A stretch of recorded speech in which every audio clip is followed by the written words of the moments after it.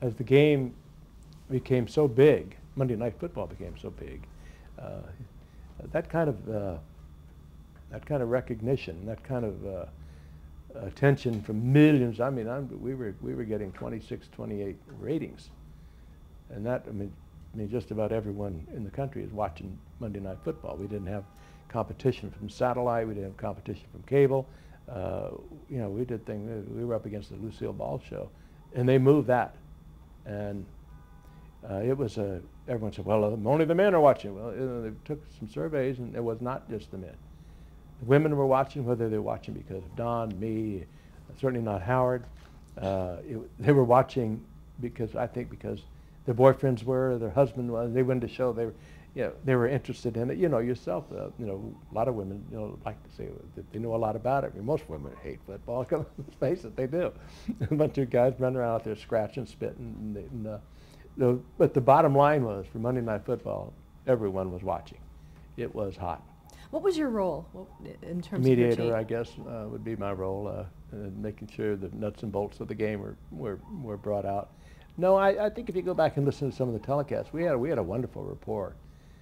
It was contrary to what a lot of press reported. We all got along great, and the first 7 or 8 years it was with Don and Howard and myself. And Don left for a couple of years, and then he came back for a couple more years. And we brought in Fran Tarkenton, and Alex Karras came in. We had I worked, I think, all told, 9 different broadcasters. And yet, when people think of me as it relates to Monday Night Football, they think of Howard and Don. Although there were many broadcasters I worked with over the years, but I think what cemented the Monday Night Football in the minds of the viewing public, particularly the sports viewing public, was the 3 of us. And we each had kind of, but it had never been delineated to us as to what your role is. We just sort of found it. And Don became, it was the strangest thing. Howard would get off on his nasal sort of a twang, the big city. He had the big city accent. He had the New York accent, and people across he'd make these pronouncements from on high.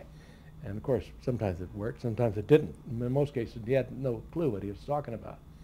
And when he got into the personalities, he was fine, because he had a good understanding of human nature, very little about sports, even though that was what he made his career on.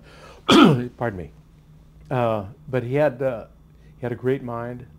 He had unbelievable recall, and Don had that way of just puncturing this city slicker balloon in front of thousands of millions of people.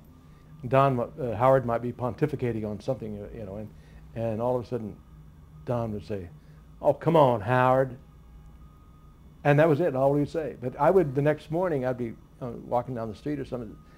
"Did you hear what Don did to Howard last night? Oh, Frank, did you? Boy, he really got him, didn't he?" And I started thinking, what in the world is going on here?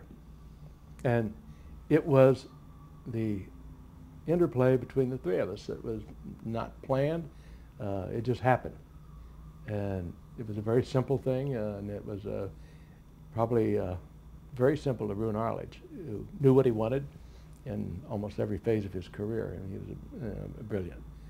But it was fun, and we had a great time, and it was, it changed, I guess changed the pattern of home viewing and television. It certainly changed programming for the networks who programmed on Monday night. And I would say it's just grown from there in the NFL.